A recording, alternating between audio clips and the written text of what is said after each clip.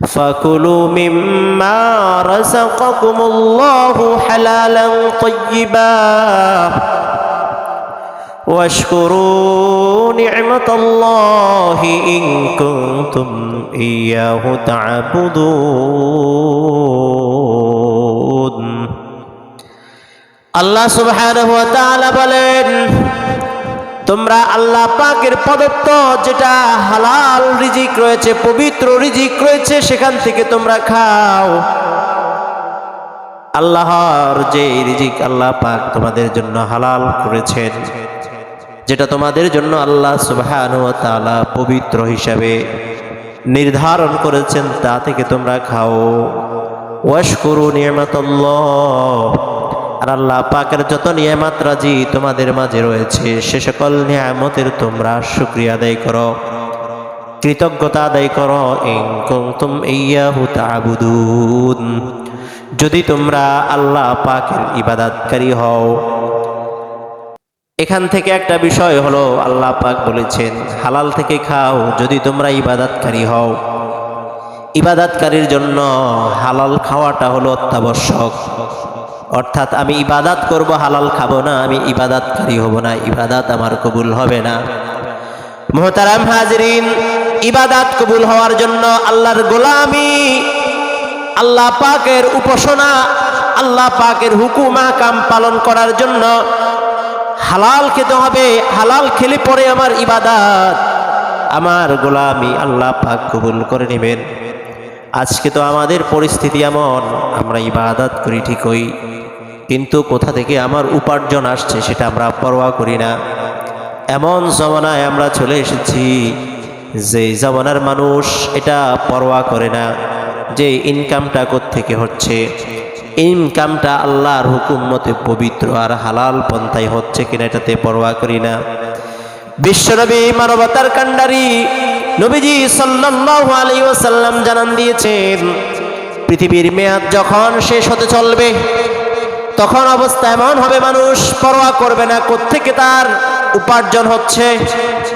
বুখারী শরীফের 2059 নম্বর হাদিসের বর্ণনা, عن أبي هريرة رضي الله تعالى عنه عن النبي صلى الله عليه وسلم قال, নবীজির সাহাবী হযরত আবু হুরায়রা রাদিয়াল্লাহু তাআলা আনহু থেকে বর্ণিত, তিনি বলেন নবীজি সাল্লাল্লাহু আলাইহি ওয়াসাল্লাম ইরশাদ করেন, ইয়াতি আলান নাসি জামানুন, মানুষের মাঝে এমন একটি জামানা আসবে, এমন একটি জামানা আসবে, লা ইউবালিল মারউ মা আখাযা মিনহু আমিনাল হালালি আম মিনাল হারাম। অচিরেই মানুষের মাঝে এমন জামানা আসবে যে জামানার মানুষগুলা পরোয়া করবে না তার উপার্জন কি, মিনাল হালাল আম মিনাল হারাম, হালাল থেকে নাকি হারাম থেকে উপার্জন হচ্ছে।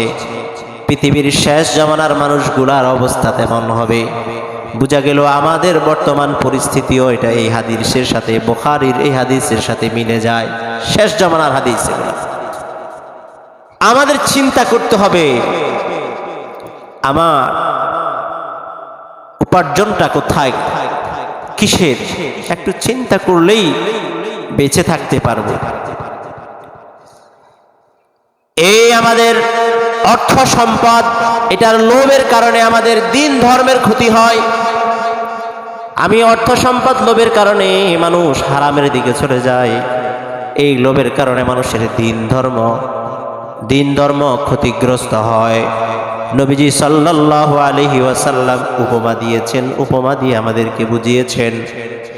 তিরমিজি শরীফের 2376 নম্বর হাদিসের বর্ণনা, عن كعب بن مالك رضي الله تعالى عنه قال قال رسول الله صلى الله عليه وسلم, আল্লাহর নবীর সাহাবী হযরত কাব ইবনে মালিক রাদিয়াল্লাহু তাআলা আনহু থেকে বর্ণিত, তিনি বলেন নবীজি সাল্লাল্লাহু আলাইহি ওয়াসাল্লাম ইরশাদ করেন, মা যিবানি জাইআনি উরসিলা ফি গনামিন, দুইটি ক্ষুধার্ত নেকড়ে ভাগ্যে যদি ছাগলের পালে ছেড়ে দেওয়া হয়, দুটি ক্ষুধার্ত নেকড়ে বাঘ যাদেরকে ছাগলের পালে ছেড়ে দেওয়া হয়, যদি পরিস্থিতি এমন হয় বিআফসাদালাহা মিন হিরসিল মারই আলাল মালি ওয়াশরাফি লিদীনি, এই নেকড়ে বাঘগুলা ছাগলের পালে ছেড়ে দেওয়ার ফলে ছাগলের পালের যতটা না ক্ষতি করতে পারবে,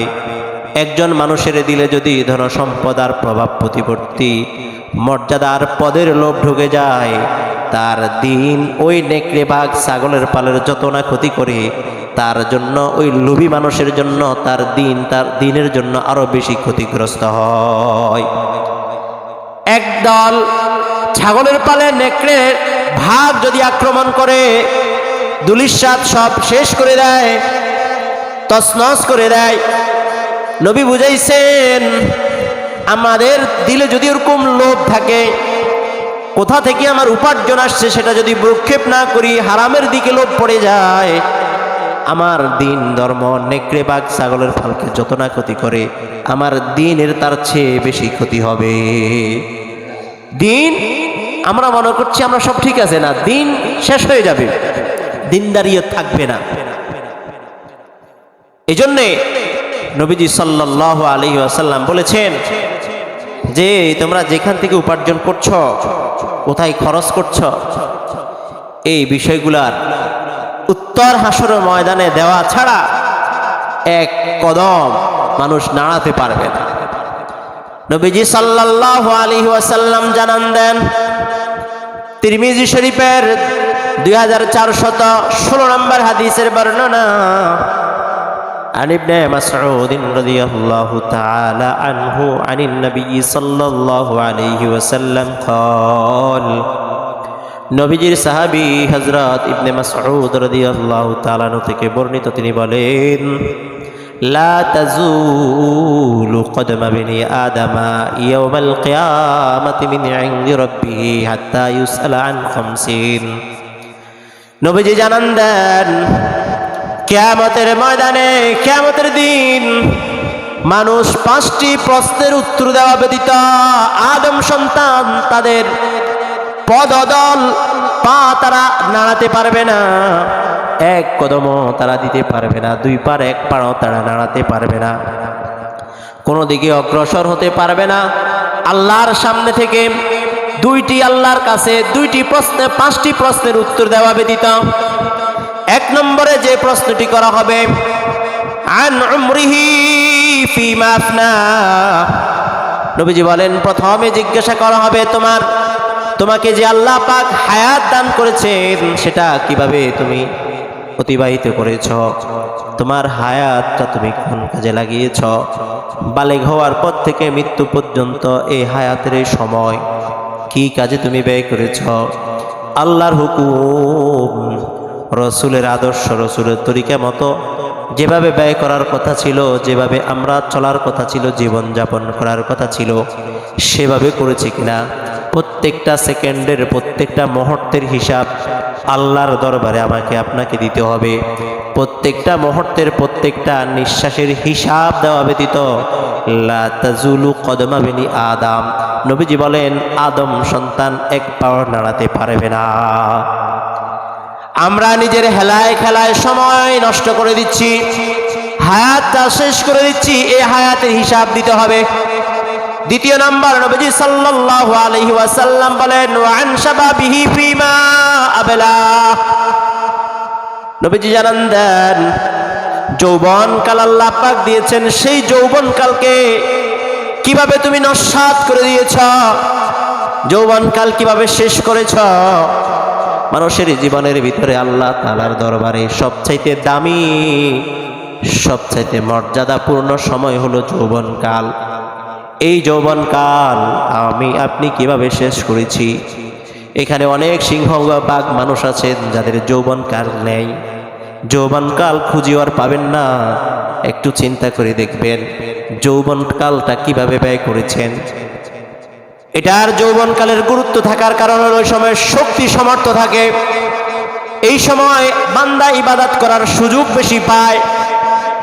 বুড়া হয়ে গেল, বয়স যখন ভারী হয়ে যায়, মানুষ তখন ইবাদত করতে শক্তি লাগে না, রুকু ঠিক মতো করতে পারে না, সেজদা ঠিক মতো করতে পারে না, এক সেজদা থেকে বসতে পারে না ঠিক মতো রুকু করতে পারে না, রুকু করে ঠিক মতো দাঁড়াতে পারে না, পেশাব করে পেশাব থেকে পবিত্র ঠিক মতন হইতে পারে না, ঠিক কিনা? বুড়ো হয়ে গেলে এরকম হয় না? এই অবস্থায় মানুষের ইবাদত বান্দিগি কবুল হওয়ার সম্ভাবনা খুব কম। পেশাব থেকে ঠিক মতন কবুল হতে পারে না, পবিত্র হতে পারে না, রুকু থেকে ঠিক মতো মানুষ দাঁড়াতে পারে না, মাজায় ব্যথায়, কোমরে, হাঁটুতে বিভিন্ন অসুস্থতা দেখা দেয়। আর যৌবনকালে এ সকল কিছু থেকে পবিত্র থাকে, যার ফলে বান্দা বেশি ইবাদত করতে পারে। আর একটা বিষয় হলো, মানুষ যখন বয়স ভারী হয়ে যায়, মানুষের তখন পরিস্থিতি হয় এমন অনেক গুনাহ আছে যে গুনাহ মানুষ চাইলেও করতে পারে না, বলে কাটে না। যেটা যৌবনকাল, ওই গুনার দিকে মানুষ ধাবিত হয়। এই জন্য যৌবনকালের দাম অনেক বেশি। যৌবনকালের আলোচনা করতে গেলে অনেক লম্বা। আমরা যারা যৌবনকাল পার করেছি, একটা চিন্তা করবেন, আসলে আমি সে সময় কেমন ছিলাম। 14-15 বছর থেকে নিয়ে আমার 30 বছর পর্যন্ত, 35 বছর পর্যন্ত ওই সময়টুকু কিভাবে আমি ব্যয় করেছি, কোন হালতে ছিল, কেমন ছিলাম। একটু চোখটা বন্ধ করে চিন্তা করবেন, তখনই আপনি মাপতে পারবেন আমরা কতটুকু ইমানদার, কতটুকু আল্লাহ পাকের খাঁটি বান্দা হতে পেরেছি। ওই সময়ের ইবাদাতে হজ, মানুষ তো হজ বুড়াকালে করে, অথচ না, যখনই ফরজ হবে তখনই করাটাই ফরজ, বুড়াকালে ফরজ না। যাই হোক, বলতেছিলাম, দ্বিতীয় নম্বরে জিজ্ঞাসা করা হবে, তোমার যৌবনকাল কিভাবে তুমি অতিবাহিত করেছো, নস্যাৎ করে দিয়েছ। তারপরে নবীজি সাল্লাল্লাহু আলাইহি ওয়াসাল্লাম বলেন, ওয়া মালিহি মিন আইনা ইকতাসাবা ওয়া ফীমা আনফাকা, তোমার মাল তুমি কোথা থেকে উপার্জন করেছো, মিন আইনা ইকতাসাবা, কোথা থেকে তুমি উপার্জন করেছো, এটার হিসাব দিতে হবে। 4 নম্বর, ওয়া ফীমা আনফাকা, হালালে উপার্জন করছো ঠিকই, কিন্তু এটা কোথায় ব্যয় করেছো। উপার্জনটা আমার হালাল। আপনি চাষাবাদ করেন, উপার্জন করেন, রিক্সা চালান, উপার্জন করেন, চাকরি করেন, উপার্জন করেন, কিন্তু ব্যয়টা যদি হারাম হয় এটারও হিসাব দিতে হবে।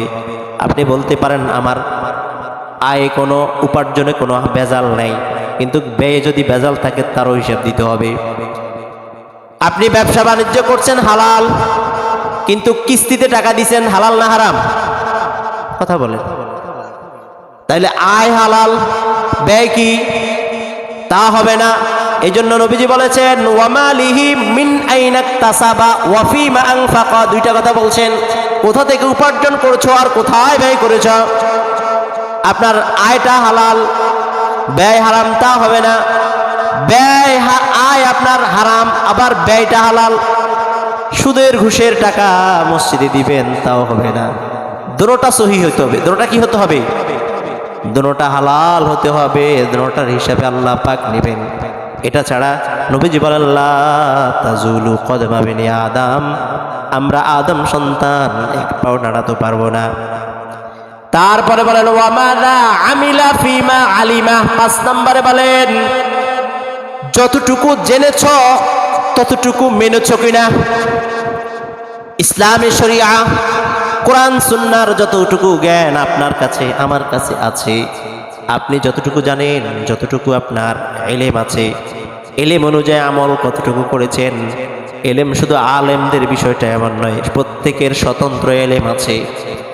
নামাজ সম্পর্কে অনেক কিছু আপনারা জানেন, হালাল হারাম সম্পর্কে অনেক কিছু জানেন, জানা অনুযায়ী মানাটা কতটুকু, এটার হিসাব নেবেন কে? হাসর ময়দানে আপনার থেকে হিসাব নেবেন। জানা যতটুকু, মানা ততটুকু হয়েছে কিনা, এটার হিসাব দিতে হবে। বলতেছিলাম, আমার বিষয় হলো হালাল রিজিক, উপার্জন। তো আমার উপার্জনটা যদি হালাল হয় হিসাব সহজ হয়ে যাবে, এবং ব্যয়টাও যদি হালাল হয় হিসাব সহজ হবে। এই জন্য আমাদের আয় ব্যয় উভয়টা কি হতে হবে? হালাল হতে হবে। আল্লাহ বলছেন, ফাকুলু মিম্মা রাযাকাকুমুল্লাহু হালালান তাইয়্যিবা, যেটা হালাল এবং পবিত্র আল্লাহ পাক রিজিক হিসাবে দিয়েছেন, সেটা থেকে তোমরা খাও। এর বাইরে খাওয়াটা হারাম, এটার বাইরে খাওয়া যাবে না। ইবাদাত বান্দিগি সবই করি, কিন্তু এই বেলায় যদি আমাদের ঠিক না থাকে বিপদে পড়তে হবে। আমার আয়টা যত ছোট হোক কোনো অসুবিধে নেই, উপার্জনের পন্থাটা ওয়েটা যেরকম হোক না কোনো সমস্যা নেই। আমার উপার্জনের জন্য কোনো পন্থা না থাকে, হারাম সব শুধু শুধু হারাম সামনে। বাদাম বেশি খাবো, এটা হালাল না হারাম? কথা বলেন। বাদাম বিক্রি করে খাওয়া, রিক্সা চালিয়ে খাওয়া, এটা হালাল না হারাম? হালাল হালাল, এটা খান। আপনি বকরি চড়ান, গরু চড়ান, গরু পালেন, হালাল কাজ। পৃথিবীতে এমন কোন নবী নাই যারা বকরি ছড়ায়নি, এমন কোন নবী পৃথিবীতে আসে নাই। কথাটা তার মানে এখান থেকে বোঝা যায় আপনার পেশাটা যত নিম্নের হোক, এটা সম্মানের নয়, অসম্মানের নয়, বরং সম্মানের। নিজ হাতে কামাই করা, এটা কিসের? যদিও আপনি বকরি চড়ান। বুখারী শরীফের 2262 নম্বর হাদিসের বর্ণনা, عن أبي هريرة رضي الله تعالى عنه قال قال رسول الله صلى الله عليه وسلم হযরত আবু হুরায়রা রাদিয়াল্লাহু তাআলা থেকে বর্ণিত, নবীজি সাল্লাল্লাহু আলাইহি ওয়াসাল্লাম বলেন, মা বাআসাল্লাহু নাবিয়ান ইল্লা রাআল গনাম। পৃথিবীতে এমন কোন নবী আল্লাহ পাক প্রেরণ করেন নাই যারা বকরি ছড়ায়নি।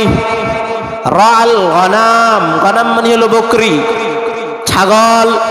ছাগল ছড়ায় নাই এমন কোন নবী আল্লাহ পাক পৃথিবীতে প্রেরণ করে নাই। ফাকাল আসহাবুহু আনতা ইয়া রাসূলুল্লাহ। সাহাবায়ে কেরাম জিজ্ঞেস করলেন, ইয়া রাসূলুল্লাহ, আপনিও কি ছাগল ছড়াইছেন? আপনি ছাগল ছড়াইছেন? নবী সাল্লাল্লাহু আলাইহি ওয়াসাল্লাম বলেন, কুনতু। নবীজি বলেন, নাম কুনতু রাআহা আলা করারিতাল আহলি মক্কা। আমি মক্কার যে মক্কাবাসীর বিভিন্ন মুদ্রার বিনিময়ে আমিও বকরি ছড়িয়েছি। সুবহানাল্লাহ। হারামে যাব না, দরকার প্রয়োজনে আমার ইনকামটা যত, পেশাটা যত নিচের হোক, তারপর আমি কি করব না, হারামের ধারে কাছেও যাব না।